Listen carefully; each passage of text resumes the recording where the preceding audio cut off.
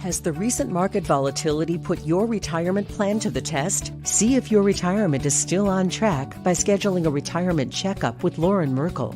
During this 15-minute phone call, we'll discuss if your retirement plan could be disrupted by long-term market volatility. We'll also analyze your current tax plan and provide strategies on how to take advantage of the market. Go to merkelplan.com and click Book Now to schedule your retirement checkup today.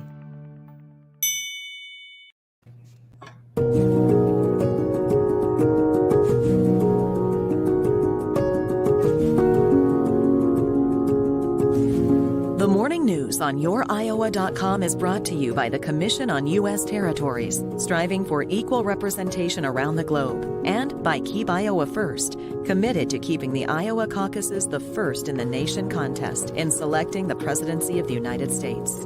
And now, here's your host, Brent Roske.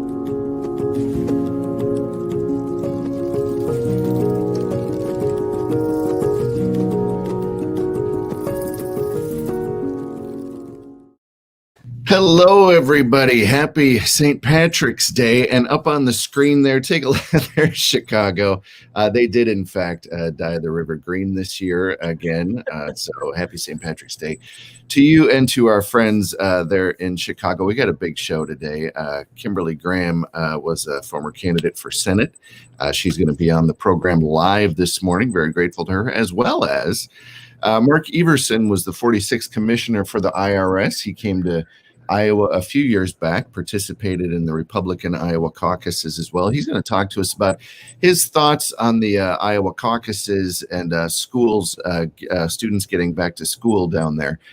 So excited to chat with Mark in just a couple minutes here. And speaking of St. Patrick's Day. So New York City, their St. Patrick's Day festival is going to be largely virtual for the second year in a row. And what year, I always try to throw out a little bit of trivia here. You can use this at your virtual office today. When did the parade in New York start? Parade in New York City started in the 1760s.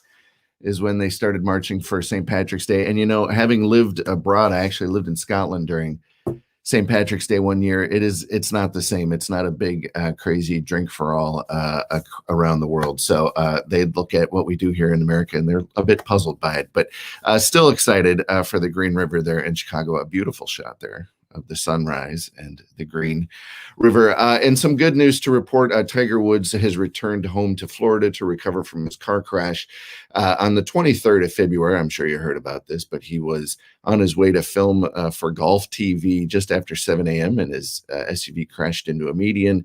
It rolled over, ended up on his side, and he was banged up pretty bad, but he is on his way. He's back home now. Next Friday, there's my buddy Matt Del Negro co-starring in the Showtime show City on a Hill. There he is with Kevin Bacon. He's going to be on next Friday. And there he is from a film that we did together called Chasing the Hill.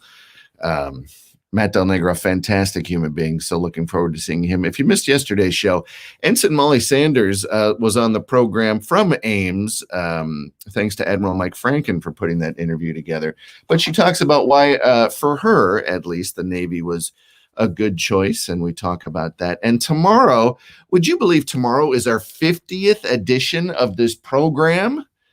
So my buddy, special guest, Golden Globe winner Sally Kirkland is going to be on the program tomorrow. There's Sally and I at an Oscar party just a few years ago. Sally was nominated for an Oscar, won a Golden Globe. She will be on the special 50th edition of this program tomorrow. So excited. And if you missed Friday, there's CJ Perry co-starring in the new Bruce Willis movie Cosmic Sin. It is out now. So go ahead and check that out. It's a fun little sci-fi action, one of those job reviews. Folks, we're going to take a quick break. Here's a message that the United Nations sent to us. Syria has a sad anniversary right now, 10 years of that utterly devastating conflict. I got an email yesterday, the United Nations, we have an ongoing partnership. They had their representative to Guatemala on here, live from Guatemala, just a couple weeks ago. So we're going to have the representative, United Nations from Syria, probably next week or the week after. But here is a message that they sent the United Nations High Commission on Refugees. And then we'll be right back with Kimberly Graham.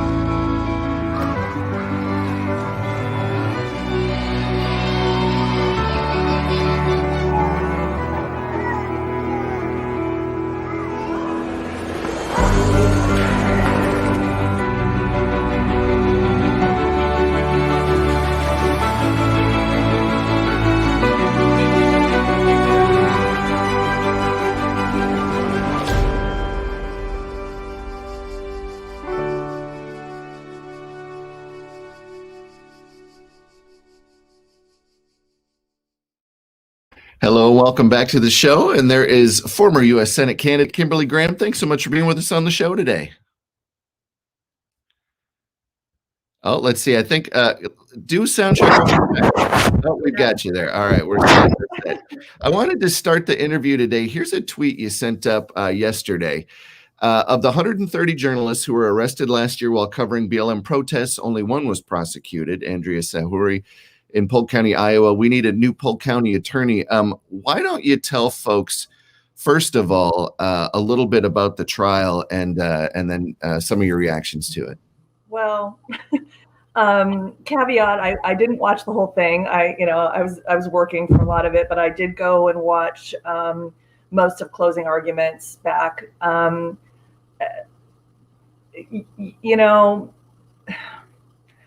Journalists just shouldn't be prosecuted for doing their jobs. It's really quite simple. I can understand how there could be a mistake, maybe on the part of the police officers, and but when the case lands on your desk as a prosecutor, then you have discretion and you can decide whether to move forward with that case or not. And the fact that there were 130 journalists arrested and only one of those cases went to trial, and it was here at the Polk County Attorney's Office, is actually very indicative of a lot of difficulties with our Polk County Attorney's Office that have gone back many, many years. Back in 2018, there was a PAC started, Real Justice PAC, that recognized the really incredible problem of how much power prosecutors have, and that it goes mostly unchecked. What I mean by that is something like 85% of prosecutors, by the way, they're elected offices. These are elected offices. And 85% of the time, there's nobody running against that person. So there aren't even usually competitive primaries. That's for a lot of reasons. One of them is that a lot of the attorneys that might run for that office work as defense attorneys, or they work within that prosecutor's office. Well, either way, somebody is potentially going to make life harder for themselves if they run against that very powerful person that they have to deal with in their career. It's so interesting. You mentioned 130. I'm going to pull it up here again. 130 arrests nationwide. The only one to go to trial was here. And I saw another tweet, and you just mentioned it here. Talking about discretion, what cases are you going to put the energy of the office behind? And so many people are really questioning this decision, that why would this go to trial? He's claiming that because she was there, she was one of the protesters. People just are saying it's ludicrous. Yeah, that's not how journalism works. Just because you're at a protest or at whatever event doesn't mean you're participating in that event. You're there to report it. And it was abundantly clear, in my opinion, that that journalist was reporting on it. She was live tweeting. She was making commentary about it. It wasn't. I don't think there was any question that she was there as a reporter. So when those cases land on your desk, when the cases of protesters who are protesting peacefully land on your desk, those are just cases that they involve First Amendment rights, and those cases, in my opinion, should just be immediately dismissed. We need to have a more robust fourth estate. That fourth estate is so critically important to the health of our democracy, and we don't need to be chilling, to be creating a chilling effect on it.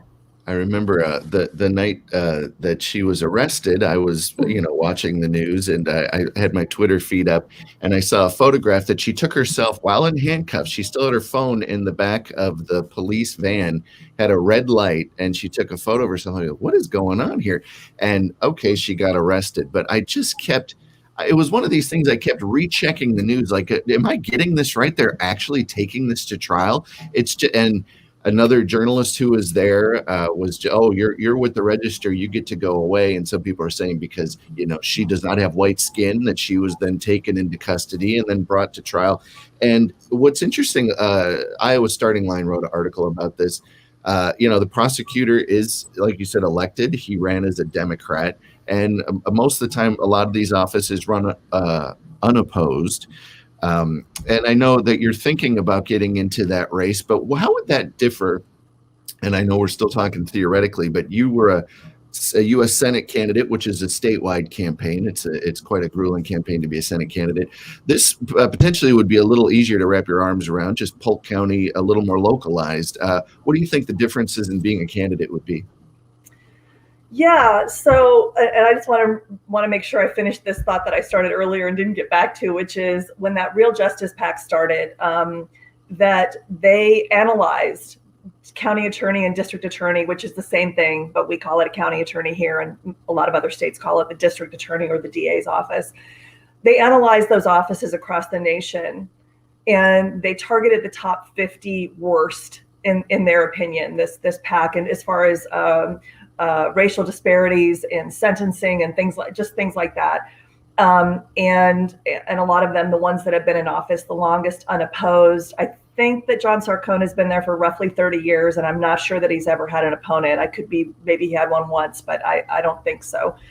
And Polk County, Iowa, across the nation, was in their top 3, I believe, of offices that they wanted to try to find somebody to run against because they thought it was done so badly. So, that's really important. As far as U.S. Senate versus this race, obviously it will be a little easier not to drive 4 hours to speak for 15 minutes and drive 4 hours home. That certainly will be, anybody who's run for statewide office knows, or worked on a statewide campaign knows exactly what I'm talking about. You spend a lot of time in your car. So, it would be nice, but fundamentally though, to me, they're the same. And what I mean by that is I got into the U.S. Senate race because number one, I think that we need a lot of positive changes in our country and our state. And I felt that I would be a good advocate. I've been an advocate for the last 20 years, primarily for abused or neglected children and for parents in juvenile court in Iowa. And so kind of looking at issues and finding out what is going to lift up the most people, what is going to make the most difference, what's our biggest bang for the buck, and then getting into a race. That's why I was there. And so that hasn't stopped. I mean, since the June primary, we've been able to raise, I want to say in the neighborhood of $10,000 for some rural candidates who were challenging in some pretty bright red districts. But we need to be challenging every single race. We cannot let these races go unopposed. And so we did our best to kind of lift up candidates with our Twitter feed and our social media. And so that's what we've been doing since then, really, is supporting down ballot candidates. And I just think Polk County Attorney's Office is no different. It's how can we lift people up? How can we make the criminal justice system better? How can we create a more holistic approach to it? There's so many fantastic things that could be expanded upon, that could be done. One of those is a court that I'm involved in. We have the a juvenile court that's called a family treatment court. So these are parents that often the reason their children are removed is there's an underlying mental health and or often substance abuse issue is the kind of named reason that you can point to. And so these courts are really important, and they have better outcomes than kind of the traditional way that we move these cases along. There's a lot more contact with the judge on a weekly basis. There's a lot more support, far more support for these families that are in these specialty courts. We could expand the use of our drug courts, and some of that is the purview of the justice system, of the judicial branch. Those would not be things that would be directly something that, as a prosecutor, that I could necessarily do, but I could certainly advocate for more of that. And there are things that we could easily do, like focusing more time and money on prosecuting violent crimes to actually make Polk County safer for people. And, there's only a limited budget, right? And so where do we find the money to put more time and effort into those crimes of violence that are actually harming people, or into, crimes, kind of what we might call white collar crimes, right? That are harming people financially. And instead, if we divert resources and we stop prosecuting, say, homeless people for trespassing because they tried to find someplace warm to sleep, right? If we stop prosecuting crimes of poverty and instead try to divert those people into programs that will actually help them get connected with services and try to help alleviate the reasons they're committing these crimes of poverty, then we can use these resources in another way. Things like not charging or not prosecuting for low-level marijuana possession. That's something within the discretion of the county attorney's office, and we could use those resources somewhere else. Kimberly Graham ran for U.S. Senate, and a lot of folks are paying attention to this Polk County attorney race now. So, best of luck in whatever you choose to do. And thank you so much for being on the program today. Thanks a lot, Brent. I appreciate it. Folks, don't go anywhere. Right after a short break, we're going to be back with the 46th Commissioner of the IRS, former presidential candidate, Mark Everson. Don't go anywhere. School of Rock is now in session in Iowa, and we're ready to help make musicians. In our patented performance-based program, students learn music in one-on-one lessons, then have band practice in a fun, safe learning environment, all leading up to their big show. Guitar, bass, piano, drums, and vocals, our local professionals teach the skills you need to be a rock star. Come check us out and get a free lesson with no strings attached. Locations in West Des Moines and Marion. Visit schoolofrock.com to learn more and start your musical journey today. Hey, folks, welcome back to the program. And there he is live with us, Mark Everson. Thanks for being on the show, buddy. Well, good to be with you, Brent. How are you? I'm doing great. It's always good to see your face. So where are you this morning, sir? I'm in Roske, Mississippi. It's down at the bottom. And when those floods happen up in Iowa, that water comes right down here, and some of it goes into my backyard. That's what I'll Mississippi. I'm going to pull up a graphic here. You spent some time in Iowa. You ran for president here. You're with the IRS. But here's the editorial the Register wrote. Iowans should learn Everson's name and ideas. And they really sparked to you. And I think a lot of folks did. You had a fairly middle of the road Republican message there when you were running here for president. And I saw a quote that you don't hear every day, and it was, "My hero is Rick Santorum," you said, and you're referring to what he did with the caucuses. He said he was done. He'd lost the Senate race by 17 points, which is basically as bad as you can do as an incumbent. But 6 years later, he came here, worked his tail off, and he won the Iowa caucuses. This state plays a pretty important role in our democracy because it surfaces talent and thins the field. And you said that while you're participating in the caucuses. Now you've had a little bit of time to, the benefit of. Well, I got thinned. You got thinned. What are your thoughts of the caucuses now? A couple of years have gone by since you competed, and certainly we've had, we had the Trump administration. Now we're in the Biden administration. Both of them competed in Iowa as well. What are your thoughts on the caucuses? I think that what Iowa brings to the table, it's interesting. My dad, Brent, he always said, he's been gone over 20 years, that he thought one of life's great qualities was to have a cheerful disposition. And also at the same time, he was a great believer in rigor. And I think that what Iowa brings is what I would call a cheerful rigor to our democracy. The people out there are enthusiastic, and they're also well-informed.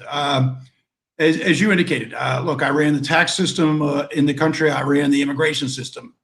And I still work with tax with something called the Lion Group. And I get questions every week from the national media on tax issues. And right now, because the IRS is once again being asked to do work on the child credit and the stimulus checks and the filing season, of course. But those reporters, some of them are pretty well informed and some are not. But the degree of rigor in Iowa in terms of attention to the political process, one of the things that really stunned me, Brent, was how well informed small town journalists were about national issues and trying to play a constructive role in the development of the political parties in our democracy. I'll give you just one example that sticks out. I was in Davenport, and early on we did an interview with the River Cities reader, and it was the most in-depth, well-researched interview about things I'd done both at the INS, the IRS, and other issues, Red Cross, and I really ended up walking away with a new appreciation for just what can be done at a local level. You know, I spent some time on the road with a couple of the different presidential candidates, and the candidates would always make a point of saying, "Boy, that interview was a little more challenging than I expected." And sometimes you get to walk through the park. You know, my show, you were grateful enough to be on my television show, and that's for the most part a pleasant experience. But but sometimes they really do put candidates through their paces, and yeah, it's interesting when you think about how the economics are different. There's a story out today in Axios about people again looking to Iowa for real estate values and thinking about a life here. Well, if you translate that into, say, a journalistic background, you can focus more on the trade instead of, simply taking every job to, make the mortgage, make the expenses of living in a big city. So I think all of that feeds into a similar kind of thing. But yeah, we certainly take the caucuses seriously, and look, I'll tell you this, Brent. I concluded that a certain number of people who wanted to be journalists turned out, they moved to Iowa because every 4 years there was something really important happening for a good year or 18 months, however long it lasted. And I think it attracts a certain engaged professional. Well, and it takes down the artifice. I mean, you can, with a little bit of well-meaning hustle, you can definitely have sit downs with current senators, current governors, former commissioners of the IRS like yourself, who are, running for the most powerful office on the planet, and just to have that sort of access, Iowa and New Hampshire really battle for second to none with access. So let's talk about, the Register had this phrase about some of your stances. He said, he's insider enough to understand the messy business of political compromise, and outsider enough in his words not to owe any backers. And what's interesting about you, you've had many different jobs in Washington, working for many different administrations. What is that like? How does the tone change depending on who's residing in the White House? Well, first, let me say this. Before I went over the IRS, I was at the Office of Management and Budget. I was the deputy director for the management side. And I was privileged to have one of the great perks in Washington, a parking place on West Exec, which is between the Eisenhower building and the West Wing. And you'd go out at night, you'd step out, and the residents in West Wing would be bathed in this white light. And you were just proud to be there serving your country. It wasn't, in my case, about George W. Bush, although, of course, I admired the president. But it was really just about the fact that you, Mark Everson, were able to contribute to this great country that we have. And I think that is something that's really always present, especially in people who serve multiple administrations. They like service. Sometimes you get people who come and they work for a particular candidate. They have a tie to a Reagan or an Obama, or maybe a Trump, and they're very loyal to the person. Yes, that's important, very important. But I think also when you work for different administrations, you feel perhaps differently about it, if you will, and different assignments, very different. I started out in something called the U.S. Information Agency. We did the propaganda, Voice of America, the spokesman overseas, the folks who did the exchange of people, the Fulbright scholars, all of that, Radio Marti, that was very different. Independent agency, part of the foreign affairs establishment, totally different than INS or working for Ed Meese at Maine Justice or being on the White House staff in OMB. Those are all very different assignments. A lot of what I did was, let's say, nonpartisan in the sense of when you're running the IRS, there are three agencies, Brent, that the citizenry believe have to be nonpartisan. They're the FBI, the CIA, and the IRS. And I can just tell you, nobody ever reached in with me and said, Mark, this is what you got to do when we were running the IRS. We try to do the right thing. And that may be a little bit different than when you're in some assignments where they're a little more political. So you're in Mississippi right now, which is certainly different than Washington, D.C. Well, you talk about parking in D.C. Every single square foot in the district there is spoken for and painted, and people are trying to grab their piece of the property. So it's interesting how life comes down to parking spaces sometimes. But when you're back here in Iowa, Kimberly Graham, who was just ran for Senate here in the state, talks a lot about driving and then getting a short time at the podium. Richard Schiff, the actor who played Toby on The West Wing, he used to tell me before I moved here, he goes, I would drive around. It was Beau Biden at the wheel and Joe Biden in the passenger seat. I'd be in the back seat, and we'd drive from town to town when he was campaigning for president. He goes, and he thought that was fascinating, that this huge infrastructure that you think is going to be coming to town, sometimes it's just one or two people. Former Governor George Pataki just had, one volunteer and that sort of thing. Yes. Now that you've had some time to digest it, what's your takeaway of the caucuses and the process? Did you enjoy it? What are some stories from the road? Well, I think you just indicated really the real dynamic of it, and Kimberly did as well. I mean, you go out there and then you end up, you've gone a long way and you go to some small place and then you end up talking to real people. And it's not as choreographed. If you're in a little black room and there's a television camera that is asking a question, you can't oftentimes even see the person who's asking the questions, Brent. Here you're sitting across the table at a county meeting and somebody is asking a question. I remember one of the last events we did, I think it was in Iowa City. Wherever we were in the basement library of a library in a small county meeting. And we were far enough into it was October, November. As you know, I didn't go all the way to the caucuses. On one of the earlier candidates to announce, but after I missed the debates, really what it was pulling away. And so after 8 months, I did drop out. But I sat around and there were people in the committee were asking questions. I got my few minutes and they asked some questions. And I remember a woman asked, would you accept the vice presidency? And I was sort of stunned by the question because I think what she was saying was, I like what you're saying, but you don't quite make the grade. We don't think you're going to win. And it was a real question. It wasn't some calculated political question.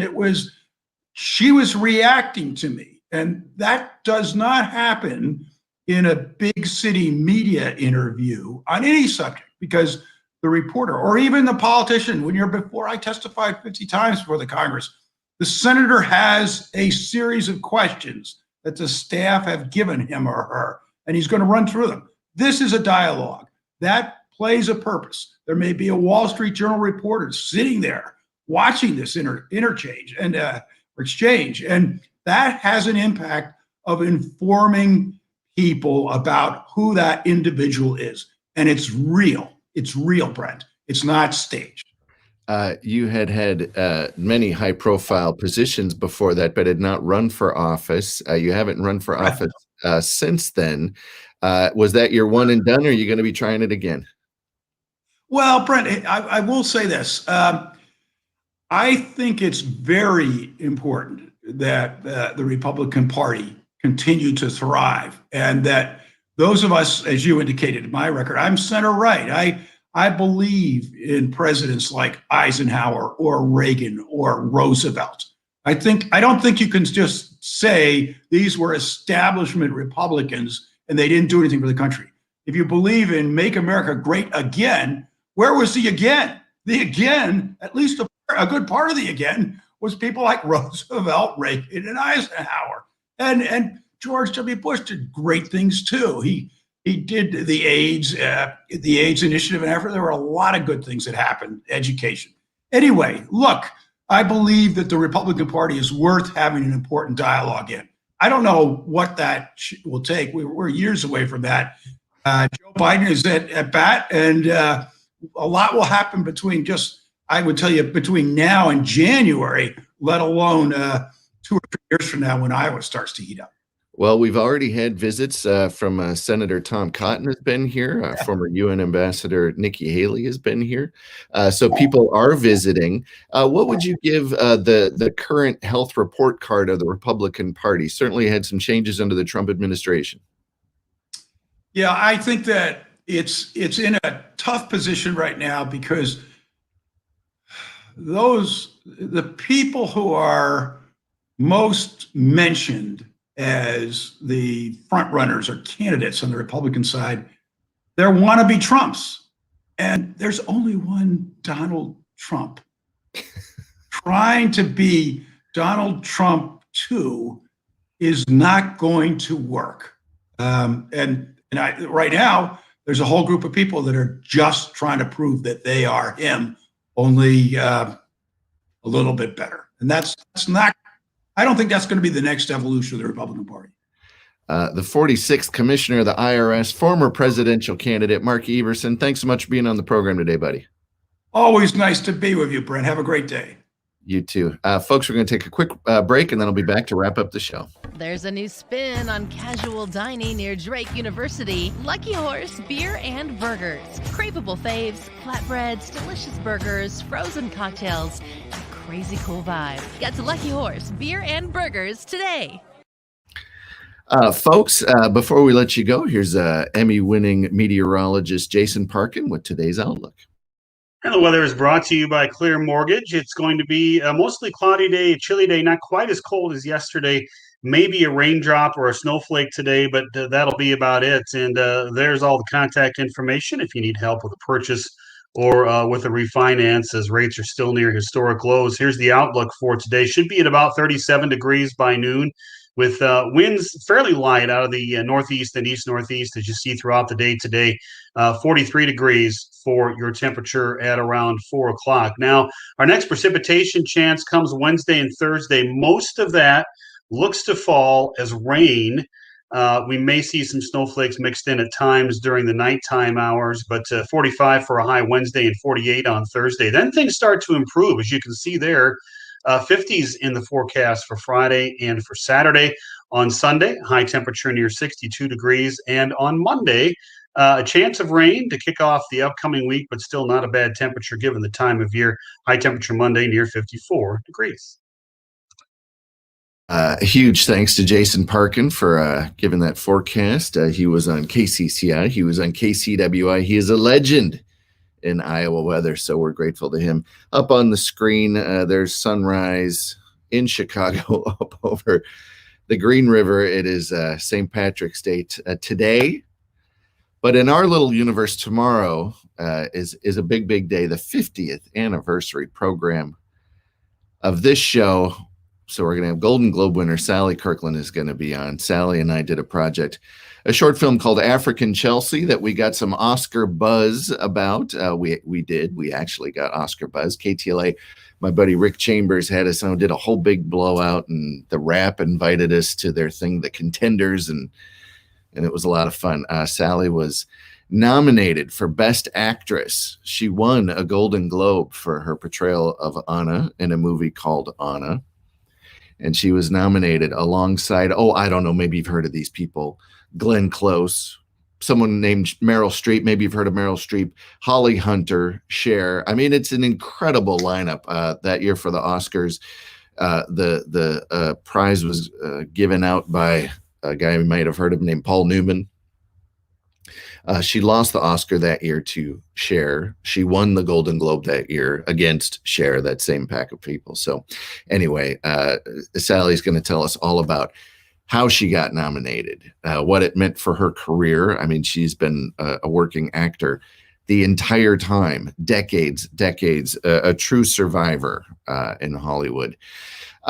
Huge thanks to our guest today. Kimberly Graham ran for U.S. Senate, is thinking about running for Polk County Attorney.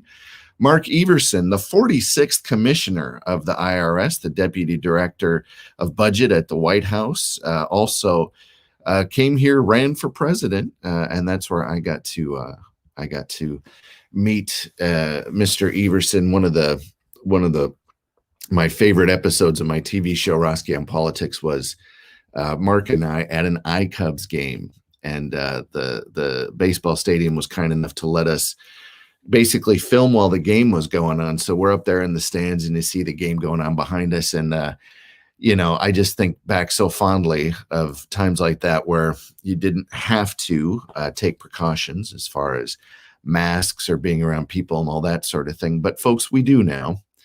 And if you're going to be indoors, put a mask on. It's not 100%. You're actually just lowering the percentage of possible transmission of the virus, but it does help. So do your part. We don't have to like it.